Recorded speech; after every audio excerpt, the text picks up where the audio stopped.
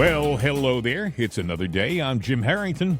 And I am Bill Knight. You know, we pride ourselves, and every day there's a lot of stuff to talk about. But boy, we had an eclipse yesterday, and we've gone back in time. Everything on my computer since, 5 o'clock this morning is 4, 5, 6 days old. Yes. Did we open up a time portal? I don't know. There isn't. Seriously, there is not an article or a story in today's news about the CERN Hadron Collider, which was turned the Hadron Collider, which... Is there such a thing? It is, yes. Somebody invented that? It's near Geneva, Switzerland, and what it is, it smashes molecules together. This is somebody, by the way, telling you this, who was not the best science student in high school. But who would have thought they had something like that today in 1974? No, Bill, it's 2024. What? Wait. You mean we're going backwards? Way backwards. Like my new car, my 72 Cutlass. Yes. What we're going to do right now is go way back in the time. I would like to have my 72 Cutlass back, actually. Worth some money. I loved my 72 Cutlass. I don't know why I got rid of it. It was a great car. And I bought it brand new. I know you're saying 72 Cutlass brand new. Yeah, I was 17. Right. Anyway, so we haven't heard a thing about the CERN Collider. And I'm thinking to myself, that was like a huge story. You would think somebody would pay some interest in this in what's happening in Geneva. Nothing, zero, nothing. Have you seen anything? No, I haven't. I mean, I'm like I said, all the news I see is it's 4 or 5 days old, and then I see these stupid ads. Urologists, 80% of men with ED don't know about this. I don't want to know about that. Do you know what was truly?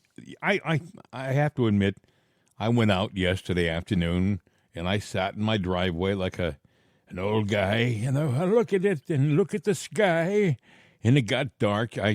Where I live, we got like 86%, and that was it. But it was enough to make this creepy-looking greenish hue in the sky. It wasn't darkness like you would a normal evening. It didn't look 100% normal, if you know what I mean. Didn't look real. It didn't look real, but it was, I guess. And but I'm watching television. Oh, honest to God, the networks, Fox, for example, they had cameras from Mexico up to Canada and all these different major markets, and they're following this eclipse. It is the biggest waste of time, folks. Seriously, I summed it up yesterday when I was writing a description for the show. I said, then we talked about the eclipse. It'll get dark, and then it will get light again. And that will be it. And that was it. You know what? You know what amazed me? Well, a couple of things amazed me about the eclipse. I mean, here, I said, I've got actually the gear for, looking at the sun if I want to do it with the filters for the telescope or the camera and stuff. So I'm going to dig this gear out. I said, what the heck, The guy has more toys, folks, than you can imagine. I do. He really I'm a bachelor, so, what do you do with your money? That's true. Hey, dear, would you like to go out to dinner? Oh, wait, there is no deer here. Well, let me see what I can buy with this money, Another toy for old Bill Boy here. I like it. So that's how that works. My discretionary fun money goes, to stupid things. Yes. But I have all those toys. So I'm all set up. It's a sunny morning. I'm going, this is going to be a great day. And then, about a half hour, about 2:30, it started getting cloudy, real cloudy. Yeah. And so all I had were what looked like we were going to get a tornado or something. I was going, oh, man. And we got that greenish hue, too. That was what it looked like, Bill. You hit it right on the head. You've seen that kind of greenish sky around tornadoes. Yes. Yeah. Well, I've been through them before, yeah. And hurricanes. So. But I looked at that and I said, well, I'll film this sky and just talk about it. And it was kind of weird and interesting. And the dogs and everything were going nuts. And even the kids running around playing. But, there was no darkness. Now, 6 miles away, my son is working. He works at a convenience store. He's 21, so he's got to do something. So he's working there. And I said, how'd it go there? He goes, oh, yeah, it was nice and sunny. I said, really? It wasn't here? Well, it was sunny over there. I'm going 6 miles down the road. Amazing. Yeah. And then I said, well, it didn't get dark. Oh, no, it got totally dark. It Wow. got pitch black. And I'm sitting there going, So that amazed me in a short distance that there was a big drastic of an effect like that.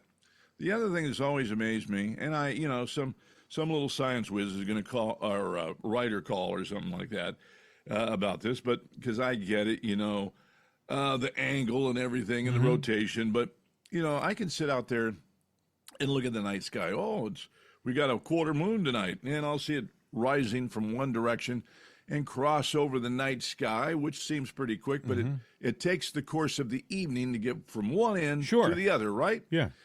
Here, this darn thing started down in Nevada. Mexico, yeah. Mexico. Mexico. Yes. And it took a total of 10 minutes to come all the way across, up and over. And it was moving pretty good. I have to tell you, though, I don't think they really knew where the path was because one map I saw said it was off. It was said total eclipse over Cleveland, okay? And maybe some of our listeners in Cleveland can tell me if they had a total eclipse because then I see another thing says the total eclipse will be to the east of Cleveland. It'll be over Erie. And now Erie, by the way, is not terribly out of alignment with Pittsburgh, but that they were saying Pittsburgh was like 86%. I don't think they really had a handle on where the thing was going. You weren't quite 80% when it first started. I was in a zone where we were a little bit over 80%, but I would say it was less than 80. But maybe that you would think with all the science we should know something about how things rotate unless there's something seriously wrong or we've done something. I'm trying not to sneeze here, that makes things seriously wrong. Why couldn't we figure out where that trajectory would be? Well, while you're, tell you what, I'm going to let you sneeze. You can turn your mic off and you can sneeze to your heart's content. And I got it straightened out. The finger on the nose thing. I wasn't flipping myself off. Maybe I was. I don't know. It's one of those days, folks. That's what's happened. We had this eclipse, and the next show we do is loosey-goosey. But well, what happens is, that pull, the tug of the moon and the sun and the stars in your eyes, it's screwed up the fluids in my brain. Yeah, well, you're not alone. They should have locked me down. But if I saw a video this morning at the Dallas Zoo, and they said, and the animals went nuts. And I thought, as if the animals were responding to the eclipse. And I watched the video, and they had sound on it. And what happened was there were people in the zoo who were looking at the moon. So as soon as it started to lose light, as soon as it started to, show, they all started to scream. And when they started to scream, then the animals started to run. The guy taking the video of the animals said, look at the video. The animals are responding to the eclipse. No, the animals were responding to 400 people who were standing in the zoo screaming at the sky. That's what the animals were responding to. Yeah, they're going, well, these crazy idiots out here. What's I understand, up? though. I don't know, but when they were at the zoo, I do understand the animals were inquiring. They all asked about you. The elephants asked, the tigers asked. Oh, my. Even the donkeys inquired about you. Really? So, they all asked for you. Well, it's maybe that eclipse did have an effect on you, Bill. More than you know. But anyway, I thought it was a huge distraction. If you wanted to do something in our country yesterday and to slip it by without anybody paying attention whatsoever, that was the day because the whole country was staring at the moon.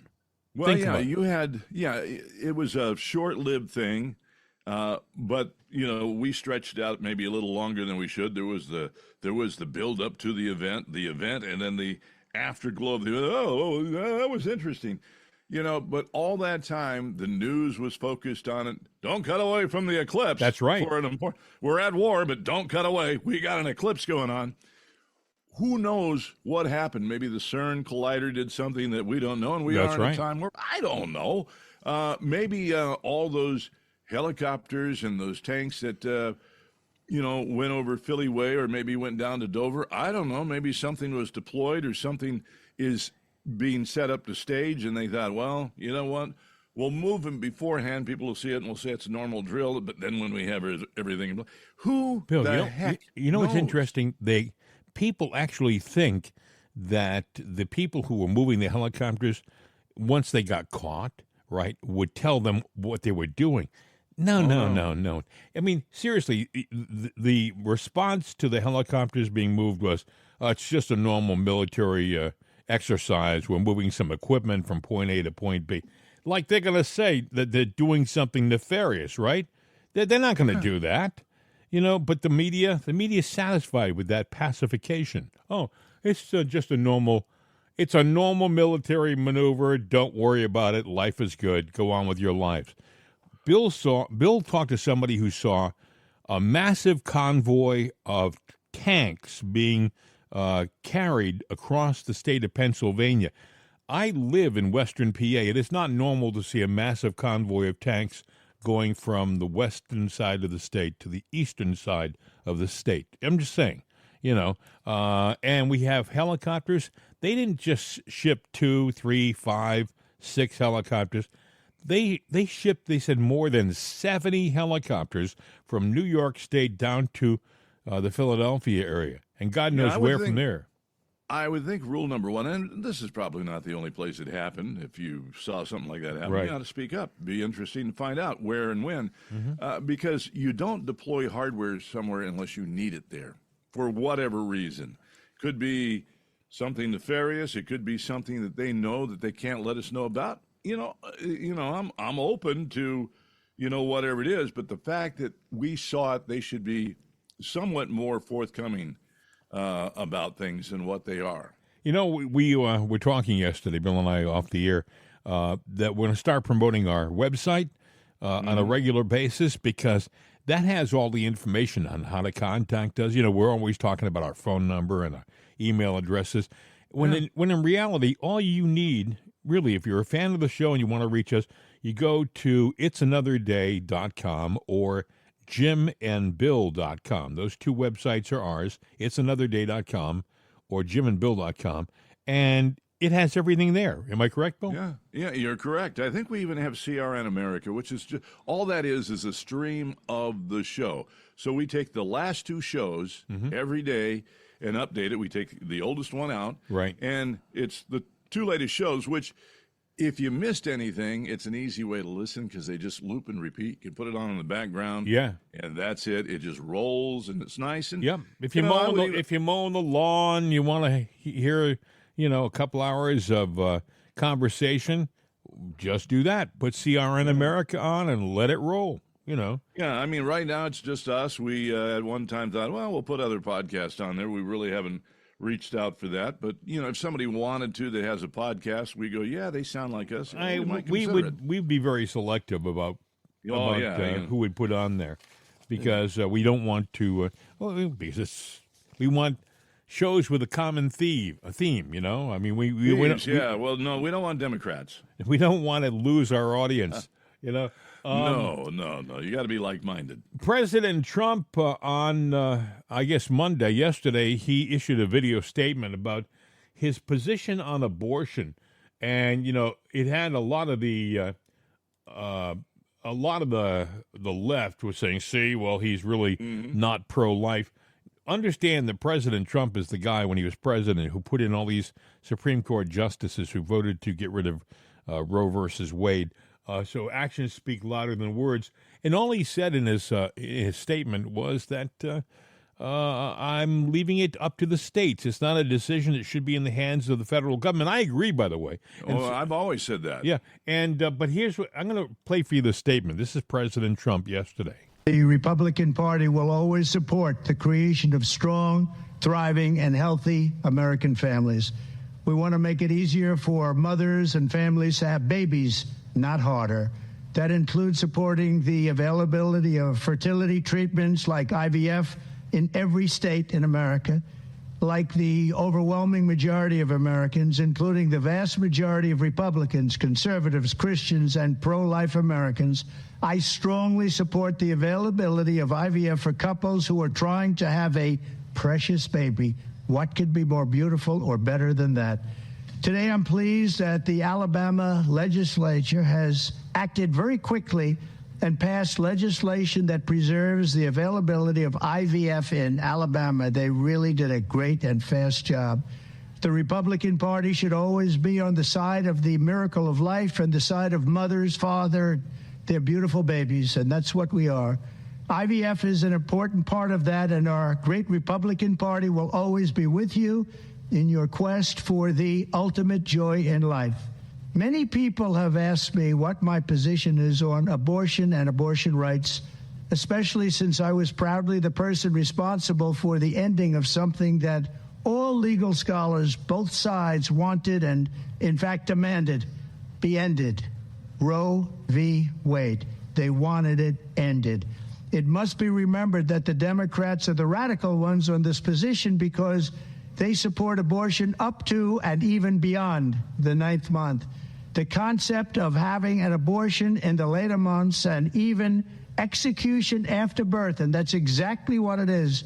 The baby is born, the baby is executed after birth, is unacceptable, and almost everyone agrees with that. My view is now that we have abortion where everybody wanted it from a legal standpoint, the states will determine by vote or legislation or perhaps both, and whatever they decide must be the law of the land, in this case, the law of the state. Many states will be different. Many will have a different number of weeks, or some will have more conservative than others, and that's what they will be. At the end of the day, this is all about the will of the people. You must follow your heart or, in many cases, your religion or your faith. Do what's right for your family and do what's right for yourself. Do what's right for your children. Do what's right for our country and vote. So important to vote. At the end of the day, it's all about will of the people. That's where we are right now, and that's what we want, the will of the people. I want to thank the 6 justices, Chief Justice John Roberts, Clarence Thomas, Samuel Alito, Brett Kavanaugh, Amy Coney Barrett, and Neil Gorsuch, incredible people, for having the courage to allow this long-term, hard-fought battle to finally end. This 50-year battle over Roe v. Wade took it out of the federal hands and brought it into the hearts, minds, and vote of the people in each state. It was really something. Now it's up to the states to do the right thing. Like Ronald Reagan, I am strongly in favor of exceptions for rape, incest, and life of the mother. You must follow your heart of this issue, but remember, you must also win elections to restore our culture and, in fact, to save our country, which is currently and very sadly a nation in decline. Our nation needs help. It needs unity. It needs us all to work closely together. Democrat, Republican, liberal, conservative, everyone, we have to work together. We have to bring our nation back from the brink, and that's where it is. It's at the brink, and we will. We will do it. I promise you, we will do it. Always go by your heart, but we must win. We have to win. We are a failing nation, but we can be a failing nation no longer. We will make our nation great. We will make our nation greater than ever before. Thank you very much. President Trump's statement yesterday, you know, it's amazing. The left thinks that he should either be 100% pro-life or 100% pro-choice. And they think that that's the statement he should have made, 100%. And what he did was, in my opinion, it neutralized the argument. It said, hey, it's in the hands of the state. But he pointed out all of the reasons why life is important. You know where the man feels, where he stands. He talks about IVF, in vitro fertilization, being such an important and cherished thing, being able to help families become families, you know? The guy, well, I think he nailed it. Go ahead. Yeah, I think he did too, you know? And when you look at leaders, the left wants him to define exactly. You're either pro-abortion or you're not pro-abortion. One or the other. What is it? Only a dictator would take that role. Joe Biden's taking the role. Yeah. He's pro-abortion all the way. Let's just yank those kids right out of there. Sure. Trump is saying no. That's not a decision for a president or the White House. That is a state issue, and which is the way that we were set up. Yeah, that's right. And if you don't like your politics of the state, move to California. Well, Bill, And if you don't like them in California, vote it out. The left believes in a very strong centralized federal government that controls everything. And the way the country was set up, like you just said, was that we were 48 contiguous, and then we have the two other states that had their own governments, essentially. That we were all like little mini countries with a common unifying force in Washington. That's how it was set up. It was set up to be states' rights were primary and federal rights were supportive. And that's not the way the left like it. The left like the big hammer in Washington. What we say goes, and everything else is secondary. And Trump is saying, hey, listen, this is an issue for the states. If you don't like it, deal with the people in the state you live in and get it to change there.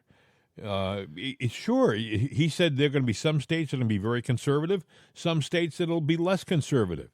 Hey, and people have the right to move from one state to the other, by the way, and they're doing that. I was listening to Ron DeSantis.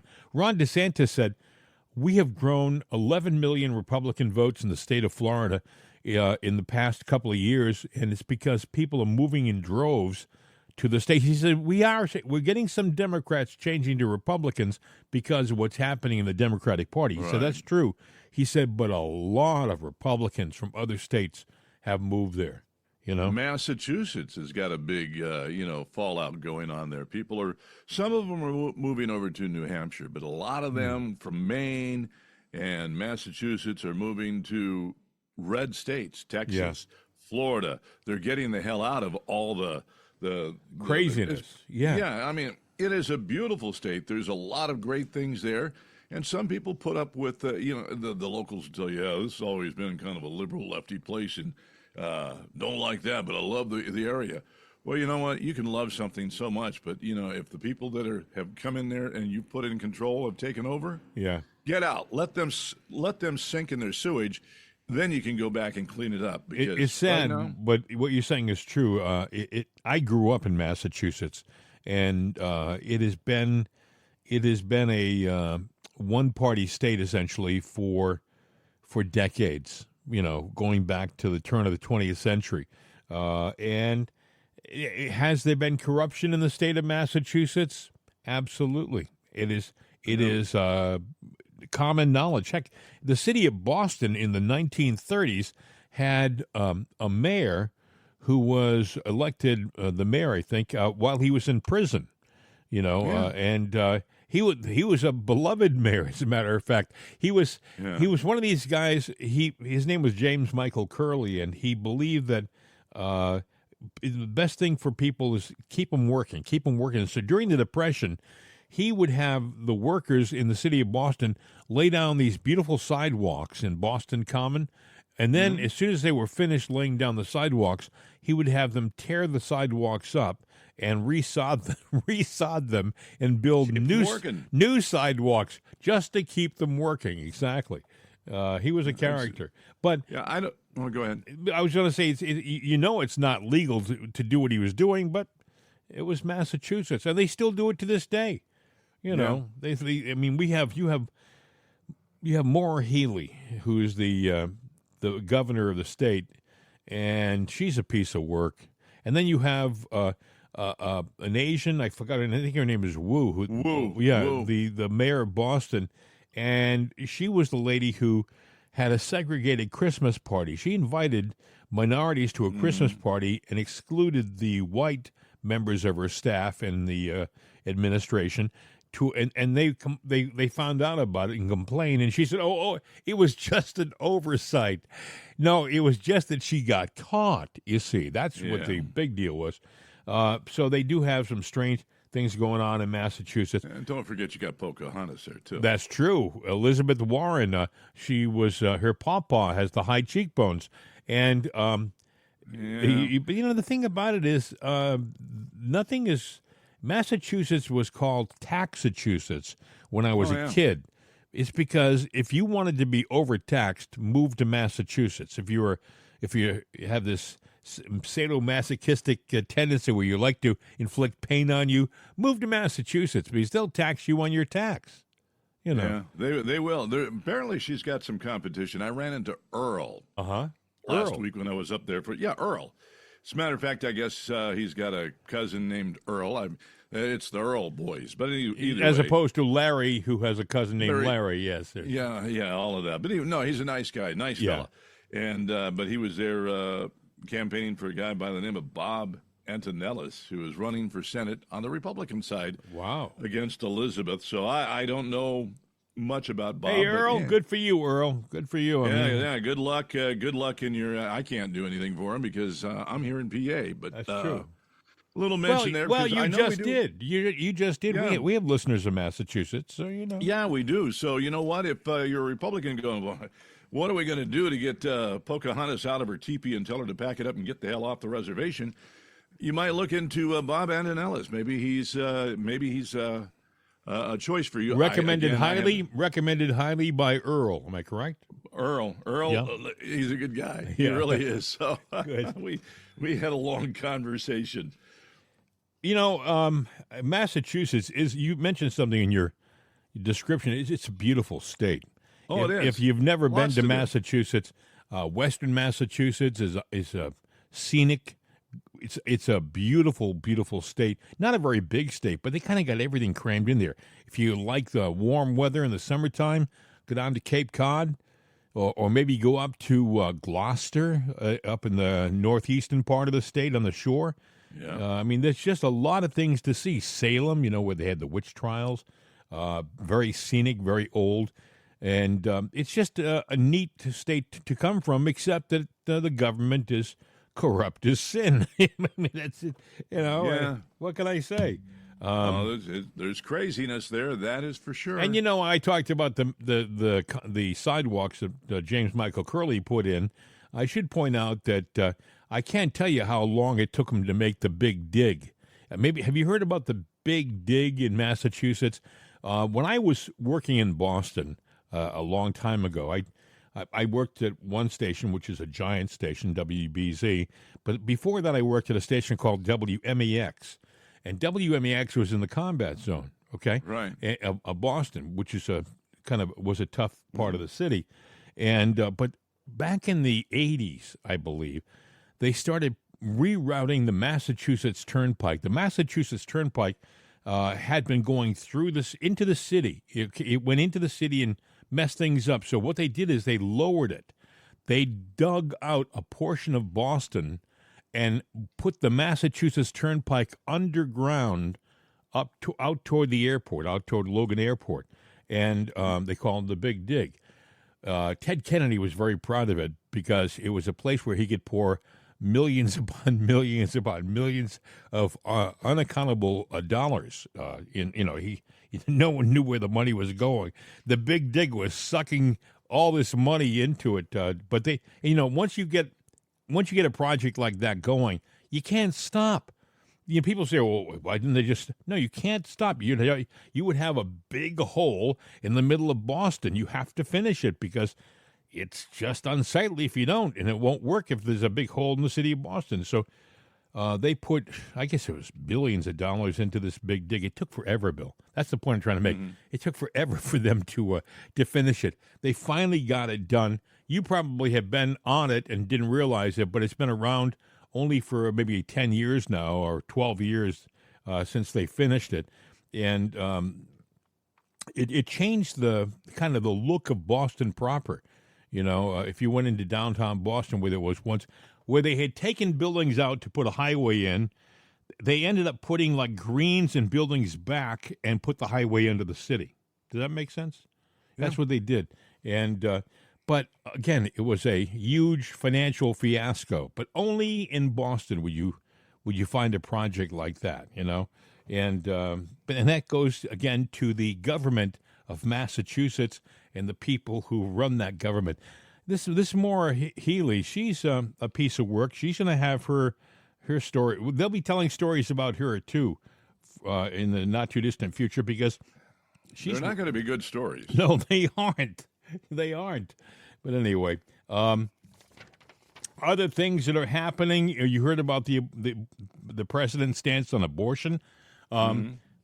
a lot of people are talking about the campaign, and they're kind of surprised at the polling. CNN, I don't get it. See, these are supposed to be intelligent statisticians who work for these big networks, and CNN has.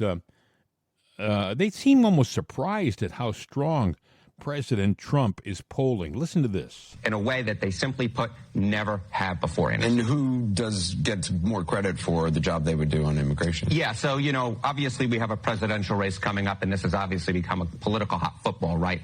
And this is one of the trend lines that I think really tells the story that's the difference between this election and the 2020 election. So if you ask voters, who do you think would do a better job handling border security and immigration, what do we see?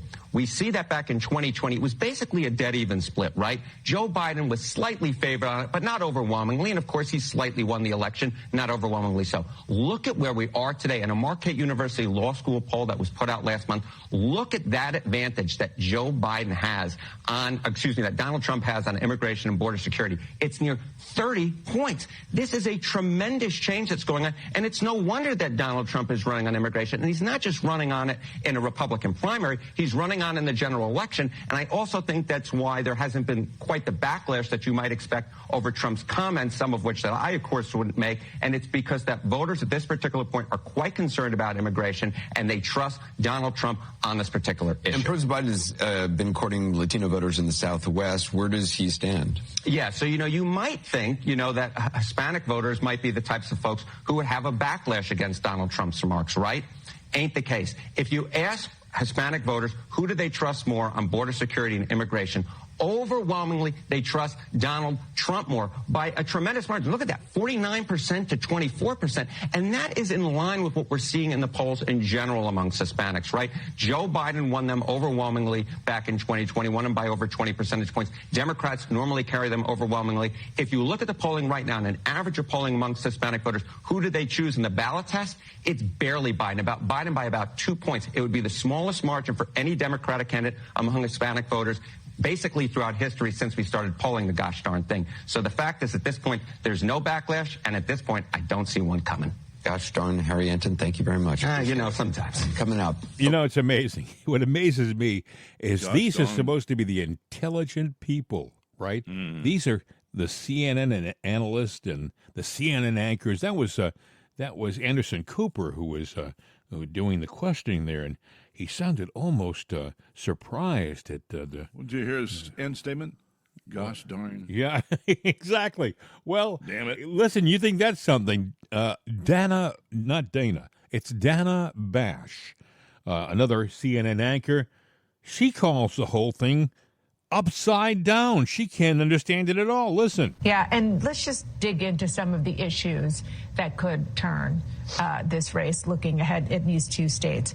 First of all, on abortion and democracy, these are the two issues where Biden has an advantage. The only two issues where Biden has an advantage in both states. Then you look at other issues, U.S. and world affairs, economy, immigration, Israel, Gaza. Trump has an advantage. And it's actually, if you look at the Israel-Gaza question, the fact that Trump has a 20-point advantage in Michigan, I mean, the world is upside down. But I think that finding probably explains a lot of Joe Biden's troubles in Michigan right now as well. I mean, it's obviously an issue that we saw in the primary where the uncommitted voted against him.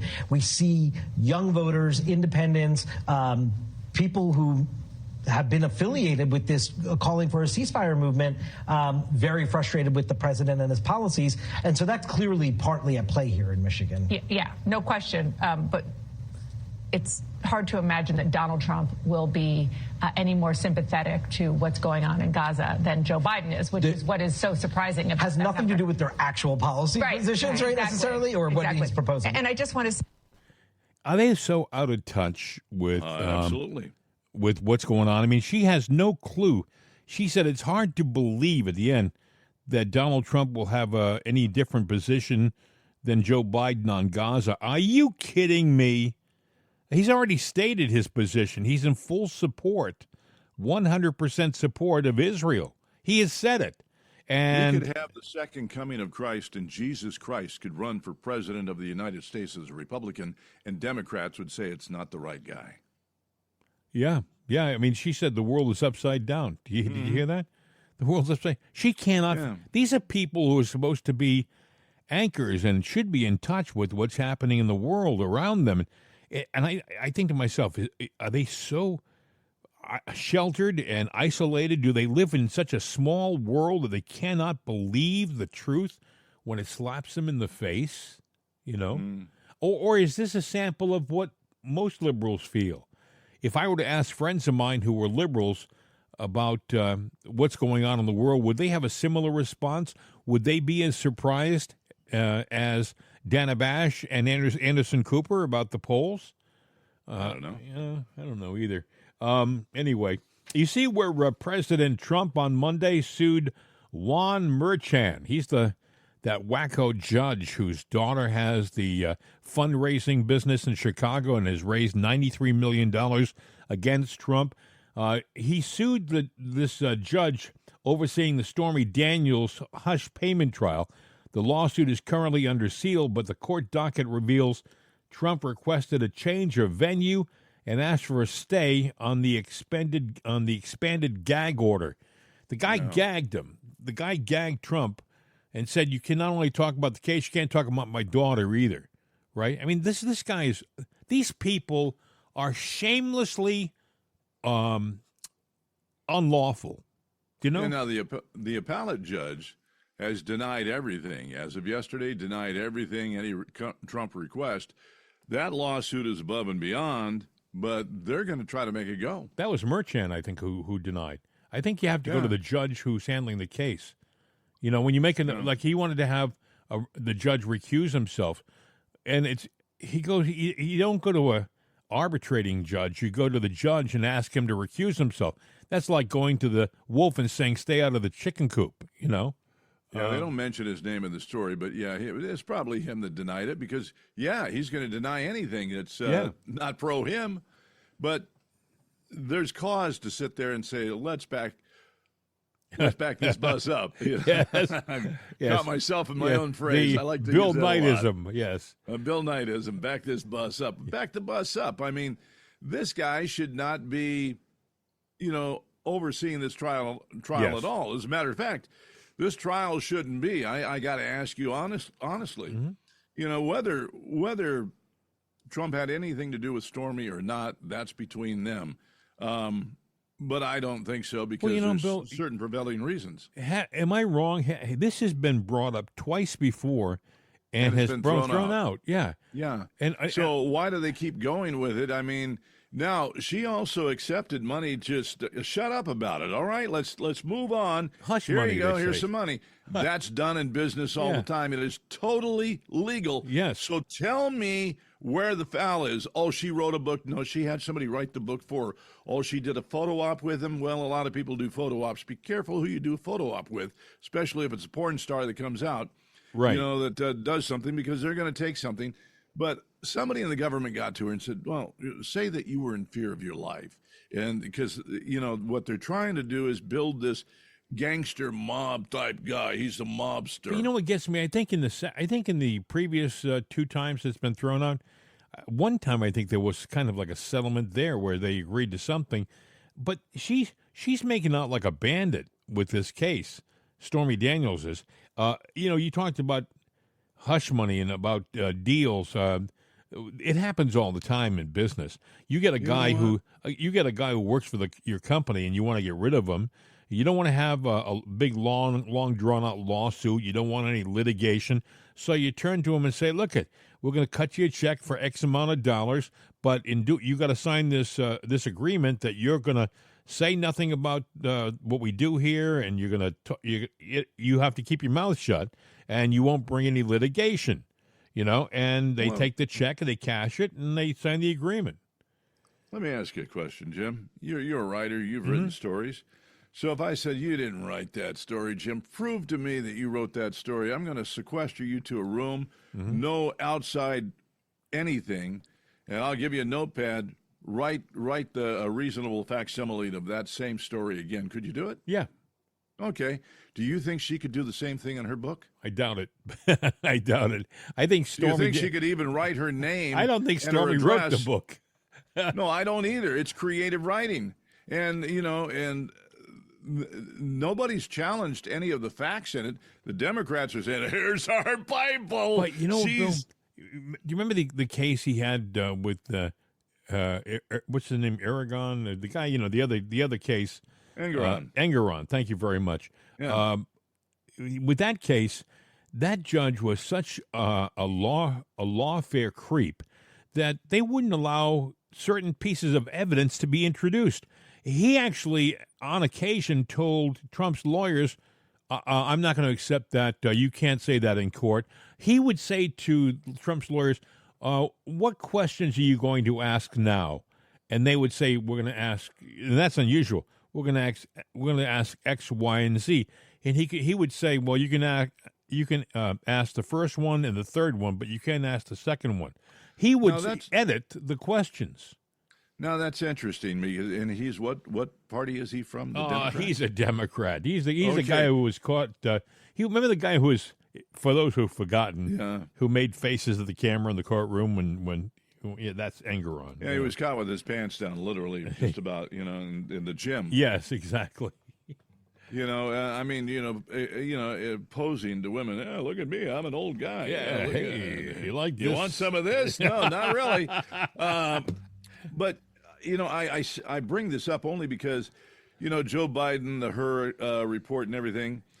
There are tapes of the interview, and the Republicans want it. They've subpoenaed it. They have the right to it, but they are refusing to give up the tapes. Now, why is that unless it is so damning, so critical for the Democrats to block that they cannot release that? What's the diff? What's the problem? They have the fix in, as they would say. The fix is in New York State and all of these key locations that they brought the Jack Smith case. There's a reason why Smith wants the venue to be D.C. and Washington and also New York.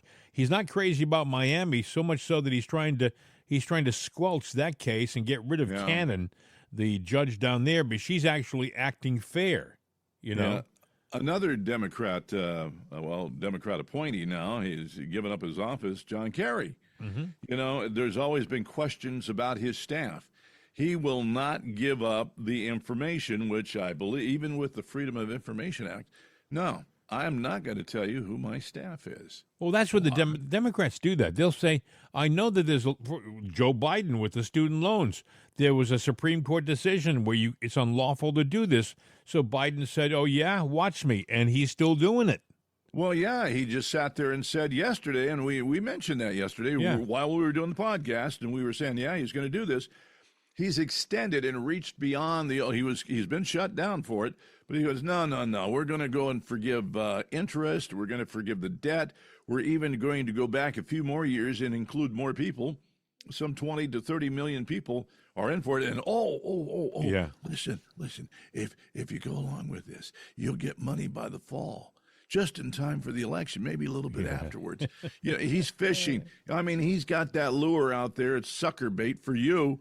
He's going to reel you in so you vote for him. And just like his last promise and all of his other promises, those stupid Republicans, Trump stopped it all. Yeah. By the way, speaking of Biden, I don't know that you heard this. For votes.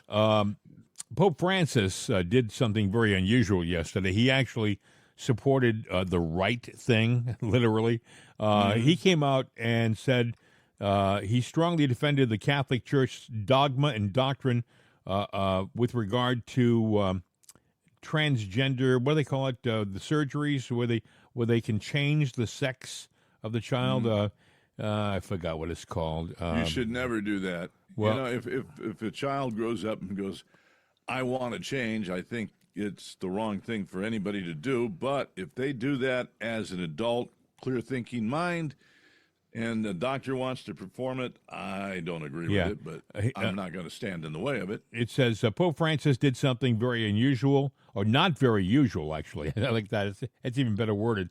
And issued a declaration yesterday called Dignitas Infinitia. I love how they use Latin. They love to use Latin because it confuses everybody who's trying to figure out what he's saying.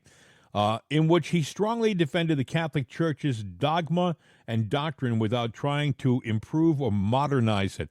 The Catholic Church has always believed that the human body is a temple. Sacred. It's sacred, and you shouldn't mess around with it. The Catholic Church is pro-life when it comes to abortion. It has been historically. And now he came out, this dogma said, we believe that trying to manipulate the sex of a human being goes against the tenets of the faith, and it's wrong. And Christians around the world celebrated this move, Christians except for Joe Biden. Joe Biden, who, of course, is a staunch Catholic, right? Oh, except when it's not in his political let me interest. define something for people, just so you understand. Well, I'm Jewish, I'm Catholic, I'm Protestant, I'm Episcopalian, I'm Baptist. You can have all those labels, and that doesn't say anything about your Christianity. That is just a label. Being a Christian is entirely different than going to church. But just so you know. Bill, the thing is, when you're somebody who flaunts your Catholicism as opposed to Christianity, Catholicism is a vehemently strong pro-life religion. It's one of its solid, quote, tenets is it doesn't believe in abortion, period. That's how it is. That's how it's been for centuries. That's how it is now. There's a lot on the left who would like not to believe that, but it is the truth. So when Biden comes out and says, I'm a solid Catholic, I go to Mass every Sunday, but I believe in abortion, I believe in transgenderism, I believe in all of these things that go against the tenets of his faith, then you can't be one, you can't be on both sides of the track. You can't be both things to both groups. You either are one or the other. Either you're a strong Catholic and you stand by the tenets of the faith, or you're not a strong Catholic at all. You're a defiant Catholic. You're a, as they say, cafeteria Catholic. You pick and choose what you want. Pardon? They're You're a poser. Exactly right, Bill. Yep. They're not. They have no faith. They are not Christian. That's right. They adopt a label, and well, I'm a strong Baptist. Why are you a strong Baptist? You don't act and look. No man is free of sin, but if you don't live the life and feel it in your heart, that label, Baptist, Episcopalian, Catholic, it's a label. This is a guy we have in Washington right now. Bill said this the other day. He loves to sniff little girls' hair. His daughter accused him in her diary of showering with her when she was a child, and she would be so fearful of him that she would wait until late at night to take her showers, with the hope that he would be in bed asleep, and he wouldn't hear her. This is the type of guy that we have as the president of the United States. He's not what he purports to be. You have a son who is a massive drug addict. Mm-hmm. Where was the intervention? I didn't see it. Instead, he uses this kid as the intermediary between the Chinese and him. He's a kid who's weak. He's a kid who has problems. He's a kid who's got temptations that are pulling at him. He's got devils in him. And the Chinese probably used all of those temptations to get what they wanted out of this guy too. I mean, and you would have thought that Joe would have realized this. Heck, everybody's got. He had a granddaughter. He had a grandchild. Now I don't know about you, okay?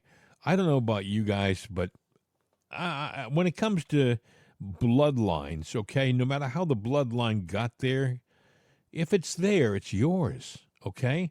And they turned their back on a beautiful little girl named Navy, and they ignored her for the first 4 or 5 years of her life.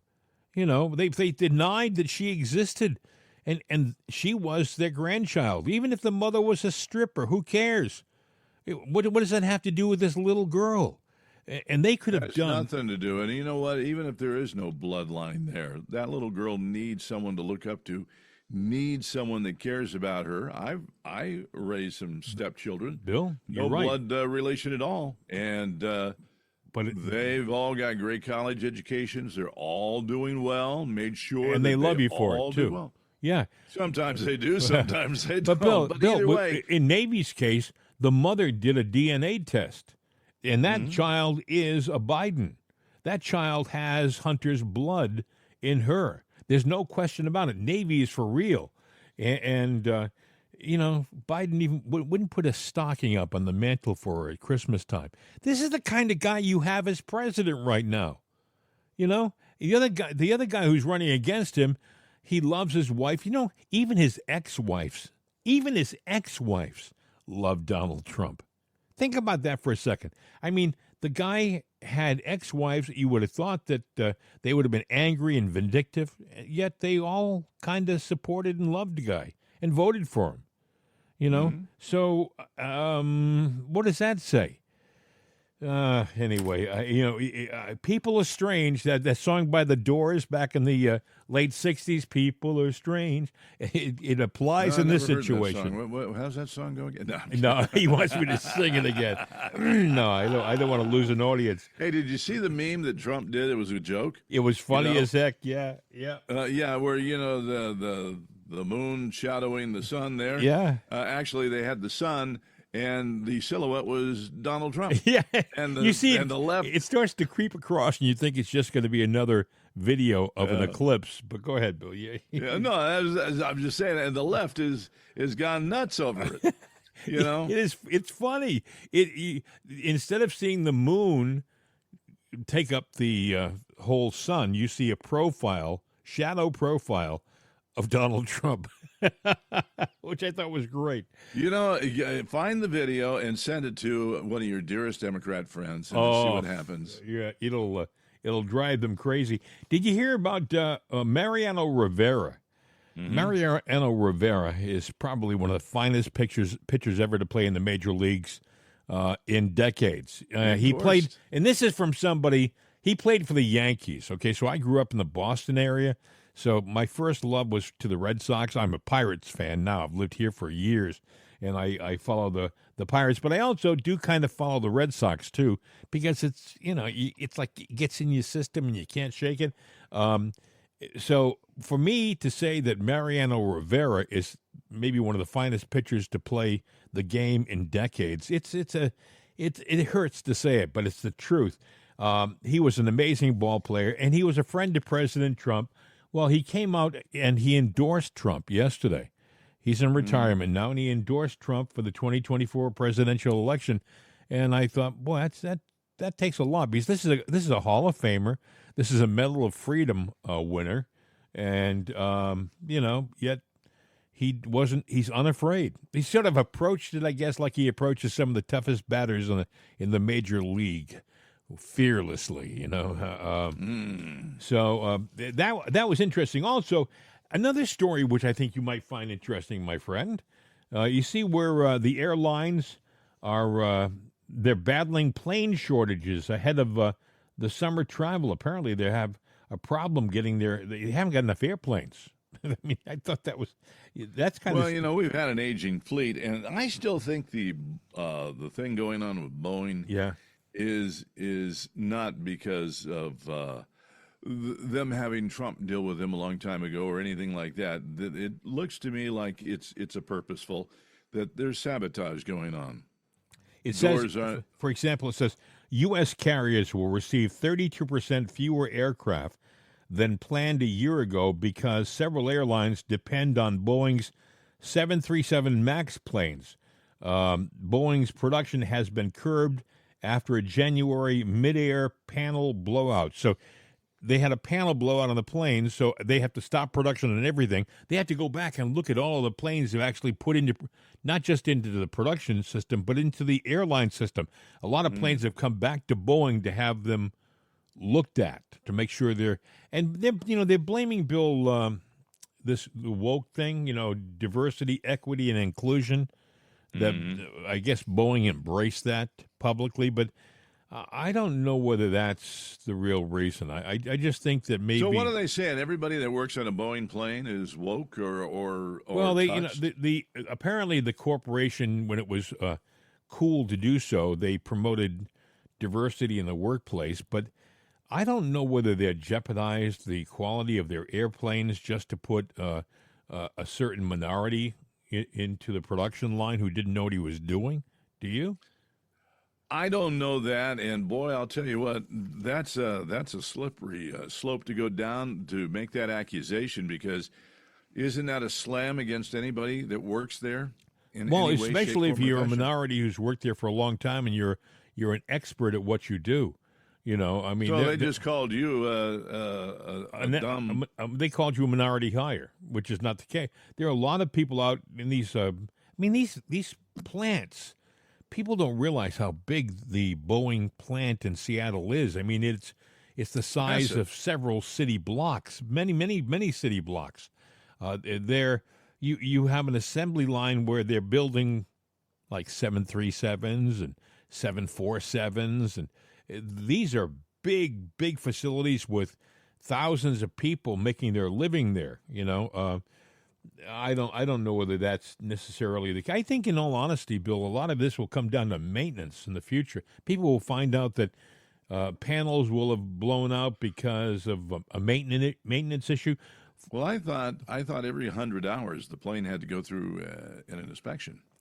I think they do, Bill. I think they do. And I know a lot of planes, the older planes, their inspections aren't just, by eye. They literally will take all the paneling out inside the plane and check all the rivets, replace some if they have to. There are devices, just like you go into a jeweler and you put a ring out and say, oh, it's a diamond ring. And they'll go, no, that's a zirconia, or they'll tell you what grade the diamond is. There's also things for, like, if you go to a car dealer and you go, yeah, this car is pristine. There's no damage on it, no Bondo work, and they have a thing that could go, there's Bondo right there. Yeah. There's been work right here. The paint was changed right here. They have that for planes, too, where you can kind of get an analysis of the temperament of the metal and things. They can sit there and go through and do safety checks without dismantling the plane. Yeah, I think when that panel was blown out on that airplane a few weeks back, and it grounded him. I think what it was an area on the plane that had been a door originally, and they took the door out and they replaced the door with panels to make it solid, so there was no more door there. And someone said that they hadn't put all of the rivets in the replacement panel, and that's why it blew out. Now, that's what I had heard or I had read. Yeah, and there were windows that were put in, and they used laundry detergent, soap, like hand soap, to get it in. Well, that doesn't work. Yeah, maybe that doesn't work. It's designed to fit snug for a reason. Yes, exactly right. But see, that wasn't a part of the original airplane. If they just left the plane alone the way it was built initially and left the door in there, they wouldn't have had an issue. But somewhere along the line, an airline decided to modify the plane to take, maybe they can get an extra row of seats in. I don't know. At the door, it's a don't little you wider. change the structure and the stability of the plane by doing anything to the fuselage? You would think, Bill. You would think. You talk about the rivets and the structure of the plane. The planes are designed, a lot of people don't realize this, but there's a certain amount of flex in the wings. If you watch when you take off on an airplane, you look out the window, many times you'll see the end of the wing going up and down, and that's intentional. There's a built-in flexibility in the wings that help to make it airworthy, okay? But after hours and hours of movement, they have to, like Bill said, look at the rivets, take a look at the metal, make sure there's no wearing in the metal. Because, you take a piece of metal and you flex it back and forth. After a while, sometimes you'll see a crease in it or a crack in it, and that's the beginning of a problem. There's a lot. Airplanes are a very sophisticated piece of equipment. Unfortunately, they're sometimes not treated that way by a lot of the secondary airlines, No, they don't care. And, they don't own the planes. They have a lease on them. That's true. A lot of people don't know that, Bill. A lot of people don't know that. A lot of the smaller airlines that, pop up, they aren't the owners of the planes they're flying. That's right. So it's like a rental car, Do you treat a rental car like you treat your own? Or do you drive it like you stole it? It's true. That's true. Fly that thing like you stole it. When it starts to look shabby, we'll trade it in and get another lease. The problem is when people are flying, the passengers on those planes, they kind of expect to get the same kind of attention to that plane as they get on the bigger airlines who do own the planes. There should be something that notifies the passenger that this plane is owned by a different company than the company that's flying you today. So, hey, things to watch out for. The news has been kind of upside down over the last few days. We expected stuff to happen. We saw the 70 helicopters. We saw the tanks being moved. Then all of a sudden, everything went quiet. We saw the collider in Switzerland. There was very little attention being paid to the fact that they were going to smash atoms together with the hopes of creating a black hole and seeing what happens. Like, they don't know what's going to happen. They kind of want to see what's going to happen. We don't know anything about what happened during that event yesterday. It's top secret, and no reporter is doing their job. And I would imagine, Bill, this talk about keep your heads up. There's still speculation that if there's going to be some kind of an internal issue, it may happen not on the days you expect, but they do. Some people believe it's close. So, the other thing I wanted to mention, I mentioned it to you before the show, and we didn't talk about it. And it kind of goes to maybe the eclipse and whatnot. But I thought it was an interesting story. The U.S. government awards Northrop Grumman the contract to create a railroad system on the moon. Now, let me ask you, if you have a lot of barren land and you go, let's put a railroad through there, you're colonizing the land, right? Yeah, well, there's got to be a reason for it. You're not just doing it to see the train move. So we're going to put trains on the moon, and Northrop Grumman has got the contract for that. Which that's got to be a multi-billion, and you might ask, trillion-dollar you might ask also, why would an aircraft company? They're an aircraft company. Why would they be building a railroad system on the moon? It's because I would imagine it's there's a low gravity on the moon, and things respond differently on the moon. I'm just saying. Well, they are. Yeah, they are an aircraft company, and I guess maybe they're going to build a rocket port there. But it makes you wonder what's on the dark side of the moon. Do we know something's already up there? Did we see something yesterday? Yeah. With the eclipse, with the satellites that were doing it, was the dark side of the moon revealed? Well, it was all lit up. You know that people they didn't talk about that, but if the side we saw, it's the side that faces the Earth. The one was in shadow. The sun was right behind it, so that whole dark side of the moon, I would imagine, would have had to have been lit up. I'm just saying. Well, there you go. It was light up day, and we don't have a darn clue as to what was lit up on the other side. That's true. Anyway, terrible. I think we've done it. We have? I think. I don't know what we did, but I'm glad we did it. If you want to contact us, the easiest way to contact us, forget all the other, is just go to our website. Go to itsanotherday.com or jimandbill.com. The other stuff, you don't have to worry about remembering phone numbers. We have all that stuff on the website.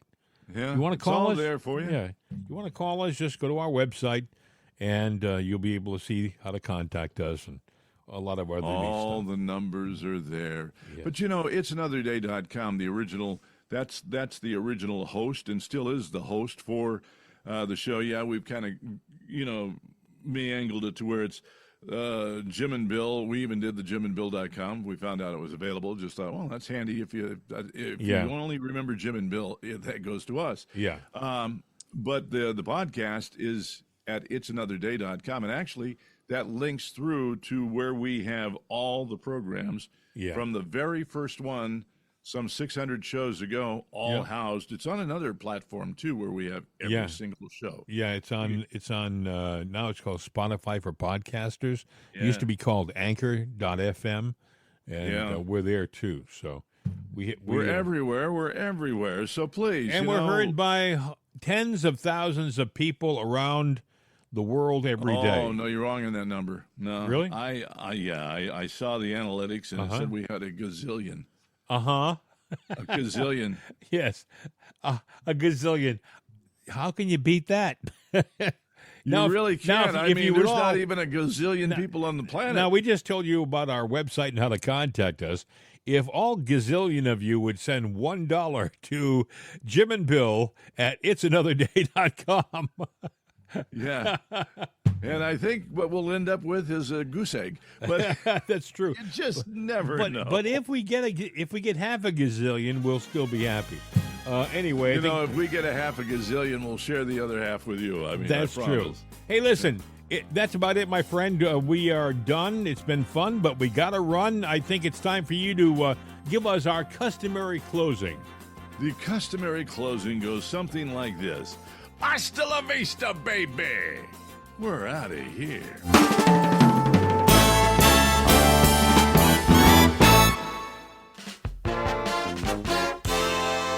This is CRN America.